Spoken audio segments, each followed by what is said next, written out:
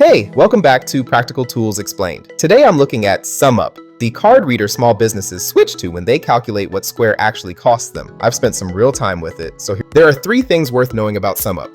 2.75% flat rate, no monthly fees, no setup fees, no PCI compliance charges, 2.75% per tap or swipe. That is the entire cost. You've also got works on any phone. My scores. I gave ease of use a 90, features a 80, value for money 90, and support 70. Solid across the board, especially for the price.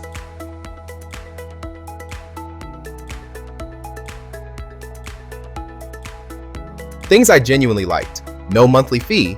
You only pay when you get paid. Reader costs $19 to $69 depending on the model. Invoicing included at no extra cost.